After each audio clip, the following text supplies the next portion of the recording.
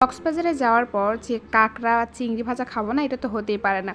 আজকে আমি আপনাদের কাছে শেয়ার করব যে কক্সবাজার যাওয়া চিংড়ি কাঁকড়া খাওয়ার কিছু অভিজ্ঞতা, আসলে এগুলো কতটা স্বাস্থ্যসম্মত আমি আপনাদেরকে আজকে সেটা বলবো। যারা কক্সবাজার যাওয়ার প্রিপারেশন নিচ্ছেন তারা হয়তো আগে থেকে জানেন যে কক্সবাজারে গেলে অনেকে বলবে যে কাঁকড়া ভাজা খেতে, আবার চিংড়ি ভাজা খেতে।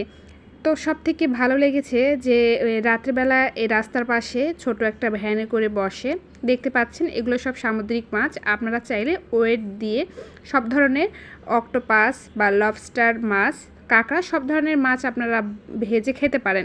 তবে যেটা আমি দেখলাম যে আপনারা যে ভেজে খাচ্ছেন, বাসায় কোনো মাছ যে সুন্দরভাবে ধুয়ে প্রসেস করে খাওয়া হয়, এখানে কিন্তু তেমন কিছু আমি দেখলাম না। শুধুমাত্র মাছটা পাশে একটা ডোবা রয়েছে, সেখান থেকে ধুয়ে নিয়ে আসতেছে। আবার কাঁকড়াগুলো দেখলাম যে কাঁকড়াগুলো আস্ত ভেজে দিচ্ছে। আমার খুব শখ ছিল আমি একটা কাঁকড়া খাবো, জীবনে কখনো কাঁকড়া খাই নাই, তবে কাঁকড়া ভাজা নাকি খুবই মজা। তো এখানে দেখতে পাচ্ছেন সব কাঁকড়া আস্ত ভেজেছে, হয়তো বা বেসনের মধ্যে ভেজেছে। তো এইটা দেখে আমার খাওয়ার একদম ইচ্ছা চলে গেছে। তো তারপরেও চেষ্টা করলাম যে একটা চিংড়ি খেয়ে দেখি। এই চিংড়িটাও সেম একই অবস্থা, আস্ত চিংড়ি ভেজে দিয়েছে। তো এখানে আলাদা করে কোনো মশলা দেওয়া হয়নি, এই চিংড়ি মাছটা শুধু ফ্রাই করছে, ফ্রাই করা ছিল আর শুধু গরম করে দিয়েছে আর কি।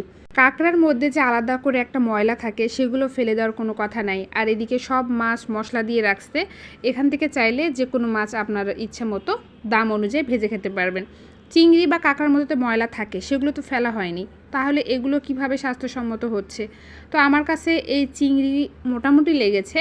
তো আপনারা খাওয়ার সময় অবশ্যই এই দিকটা লক্ষ্য করবেন। আশা করছি আমার এই ভিডিওটা আপনাদের কাছে অনেক ভালো লাগবে।